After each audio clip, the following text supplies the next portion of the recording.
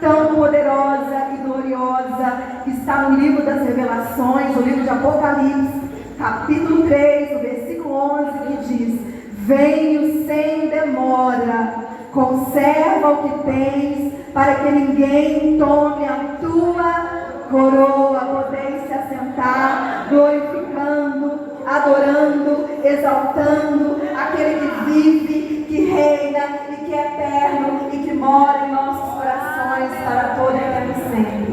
Igreja, glória a Deus. Ele disse que vinha e Ele virá.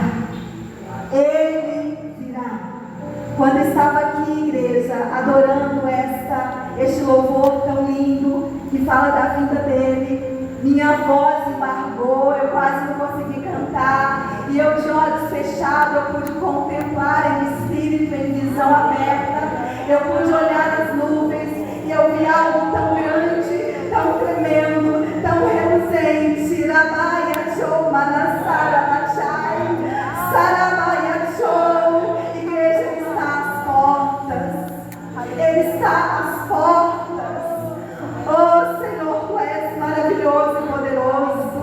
É momento de vigilância em todo tempo, em todo momento, porque Ele não é homem para que minta, e nem filho do homem para que se arrependa. A palavra do Senhor diz no livro de Apocalipse 3:11 que nós devemos guardar o que tens, a nossa coroa. Embora no livro de 2 Timóteo 4:8 diz assim: desde agora a coroa da justiça me está guardada, a qual o Senhor, justo juiz, me dará naquele dia, e não somente a mim, mas também a todos os que amarem a sua vinda. Nós temos que estar amando Ele em vida, amando Ele neste momento, e amando também, aguardando em amor, aguardando em fé a sua poderosa vinda. A sua poderosa vinda. Nós temos que aguardar com expectativa, com amor, com vigilância, com fé, com certeza e convicção que Ele está às portas para buscar a tua gloriosa igreja. Então a Bíblia, o livro de Apocalipse, me alerta que eu devo guardar. Embora a coroa já está reservada lá no céu, o que nós temos que guardar como cristãos fiéis, como discípulos do Senhor Jesus Cristo aqui nessa terra. Eu separei 3 pontos que nós temos que guardar, pelo qual, se nós não guardarmos esses 3 pontos, nós não poderemos ir, nós não poderemos estar junto com Ele nesse grande dia, nesse grande encontro. A primeira coisa, igreja, nós temos que guardar a fé, porque sem fé é impossível agradar a Deus. A fé é o meio do qual eu agrado ao Senhor, eu me relaciono com o Senhor, eu vivo uma vida cristã aqui nesta terra. Assim diz o apóstolo Paulo à igreja de 2 Timóteo 4:7 diz: combati o bom combate, completei a carreira e guardei a fé. A fé jamais, nós podemos jamais perder a fé, porque se nós perdermos a fé, nós vamos perder o foco, nós vamos errar o caminho, nós vamos tropeçar, nós vamos blasfemar, nós vamos desagradar ao Senhor se nós perdemos a fé. A fé tem que estar viva na vida do cristão, na vida daquele que crê, naquele que tem o Senhor Jesus como Senhor e Salvador. Nós temos que guardar, igreja, o coração. Provérbios 4:23 diz que sobre tudo que se deve guardar, guarda o teu coração, porque deles procede a fonte da vida. Este versículo também simboliza o coração, simboliza a mente, sentimentos e decisões. Tem que estar estar em Cristo, tem que estar direcionado pelo Senhor Jesus, tem que estar orientado pelo Espírito Santo que habita em nós. Então nós temos que guardar o nosso coração, que simboliza a mente. Aleluia, Senhor Jesus Cristo. Aleluia. Nós temos que guardar o coração com vigilância, com temor diante do Senhor. O temor, ele também simboliza amor, sinceridade no coração. A Bíblia diz: guardei os vossos pés quando entrares na casa do Senhor. Outra coisa que nós temos guardado os nossos pés, que o Senhor Jesus Cristo guarde os nossos passos. Guarde os nossos passos. Lâmpada para os meus pés é a tua palavra e luz para o meu caminho. Quando nós estamos na palavra do Senhor, vivendo a palavra, se alimentando da palavra, sujeitando a palavra, obedecendo a palavra, ela se torna lâmpada. Você não vai tropeçar, os seus caminhos serão endireitados, veredas planas. Quando nós guardamos a palavra do Senhor, guarda na mente, guarda na tábua do vosso coração mais íntimo os nossos passos. Eclesiastes 5:1. Guarda o teu pé quando entrares na casa de Deus, do Senhor. Inclina-te mais a ouvir do que oferecer sacrifício de todos, pois não sabem o que fazem mal. Seja reverente. Reverência implica em formalidade, em foco, em expressar amor sincero diante dele. Em todo tempo, igreja, nós temos que guardar os nossos pés quando entrarmos na casa do Senhor. Entre com temor e tremor diante dele. Entre com coração grato. Entre com coração obediente. Se você entrou hoje aqui, se seu coração não está limpo, é tempo de limpar esse coração através do sangue de Jesus, que nos limpa, que nos purifica de todo o pecado. A oração da fé e da confissão pode limpar o nosso coração. Quem subirá ao monte do Senhor? Aquele que está limpo de mãos e puros de coração. Em todo o tempo, igreja. Se no decorrer do dia, se no dia a dia, se na correria do dia, por um momento você tropeçou, ou disse algo que não foi de acordo com o propósito de Deus, somos sujeitos a isso, somos falhos. Mas que todos os dias, nós possamos ter a consciência do perdão de Deus, da justificação dos nossos pecados pelo sangue ali na cruz do Calvário. Tem que ser hábito de todo cristão. Pai, perdoa os meus pecados.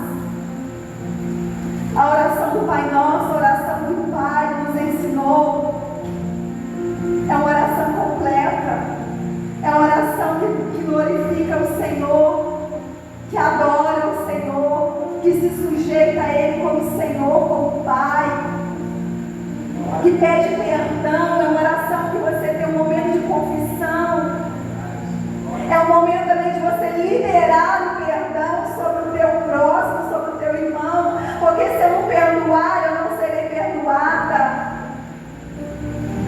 Na verdade, perdoa-nos assim como nós temos perdoado os nossos devedores.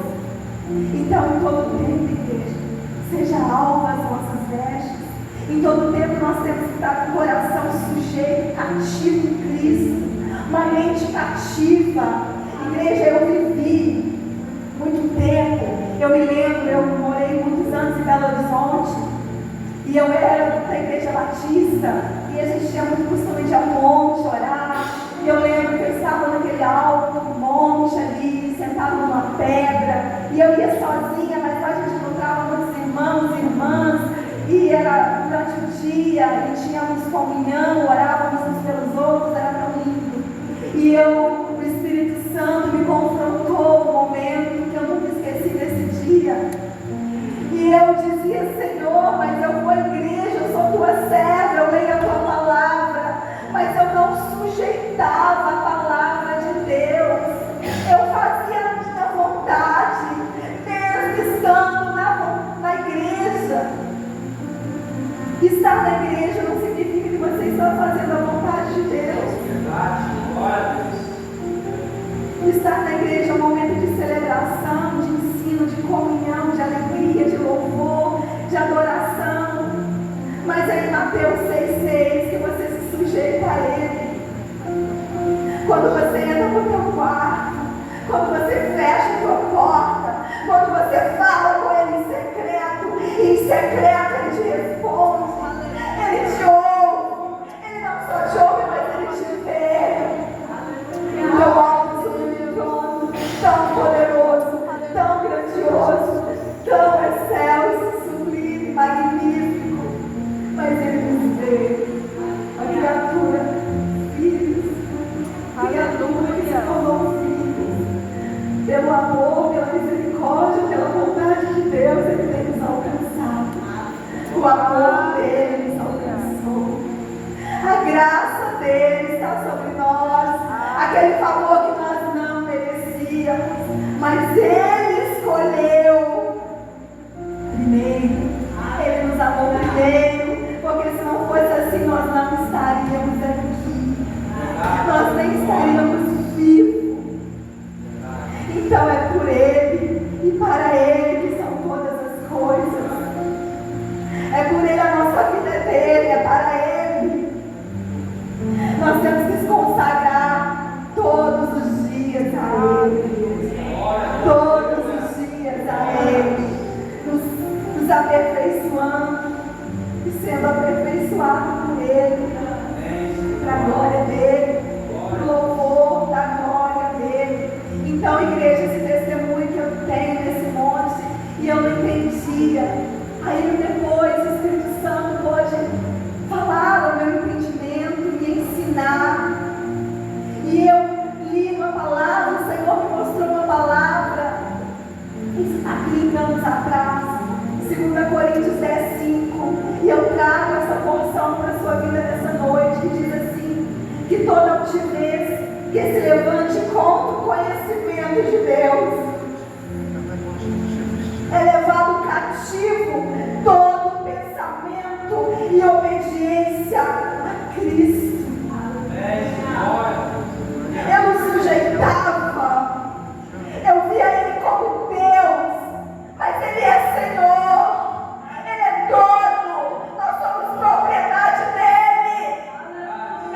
O louvor da glória dEle. Aleluia. Nós temos um dono. Nós somos comprados por um alto preço. Preço de sangue.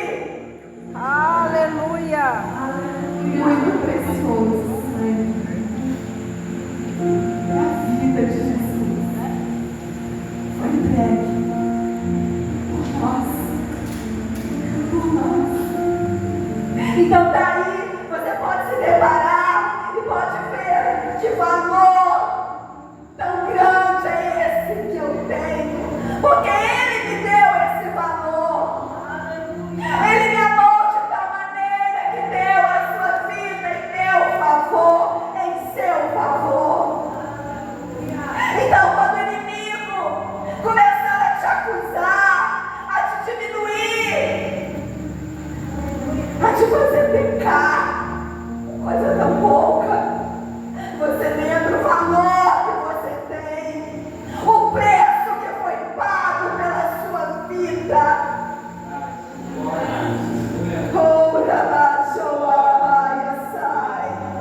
Igreja, nós temos que andar em gratidão todo o tempo. Que lindo! Uma campanha de gratidão ao Senhor Jesus. Sabe, igreja, algo que Deus falou muito comigo, tá? Em Filipenses 4. O Senhor fala muito comigo sobre contentamento, sabe? O contentamento, ele vai além da alegria.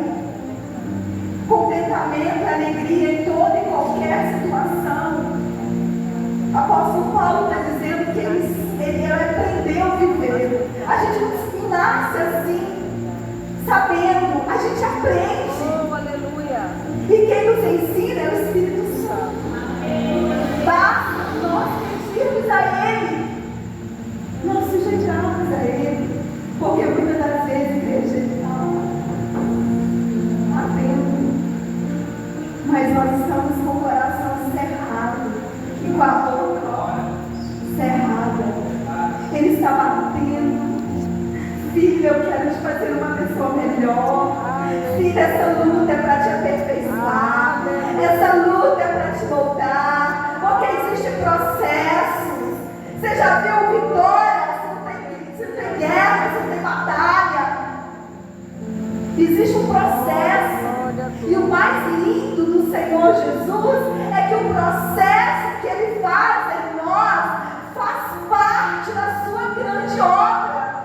Porque diz Romanos 8:28, todas as coisas cooperam para o bem daqueles que amam a Deus, daqueles que são chamados segundo o meu propósito, segundo o meu decreto.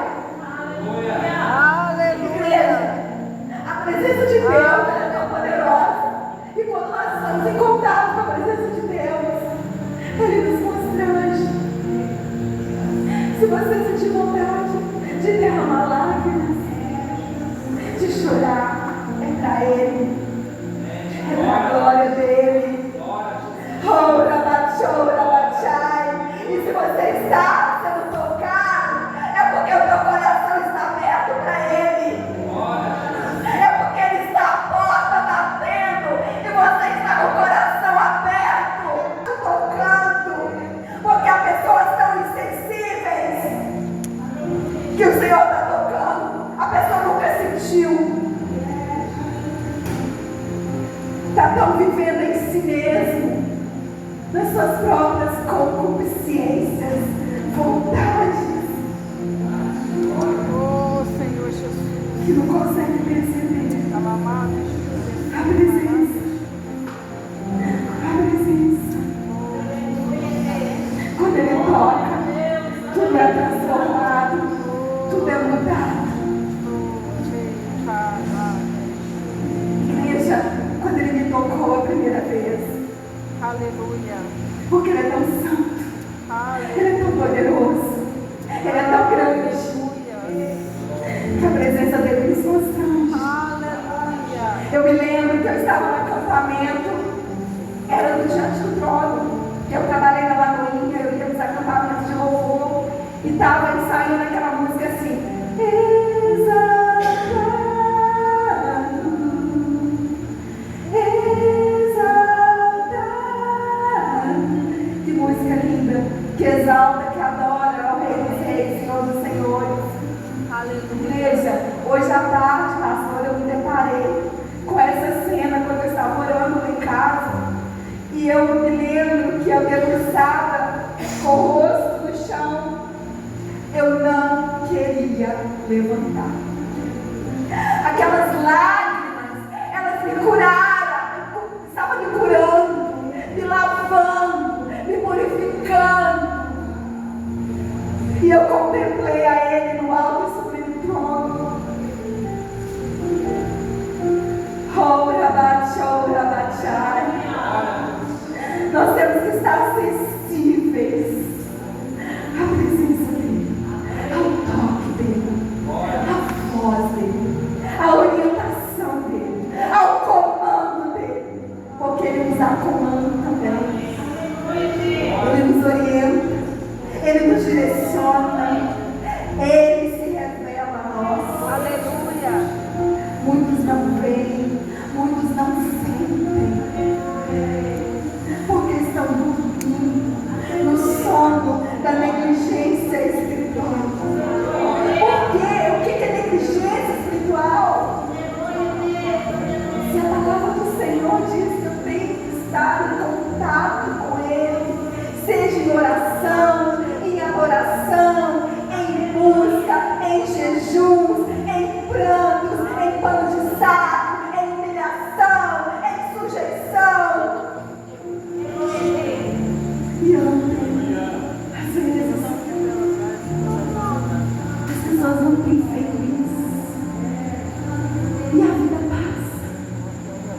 E você acaba que não tem experiência, não vive as promessas passam. Por quê? Porque o Senhor olha e nunca nos vê a posição debaixo da potente mão, como diz Isaías 59:2. O Senhor quer derramar, Ele quer fluir, Ele quer derramar como rios do teu interior, fluirão rios. Se creres em mim, como diz as Escrituras,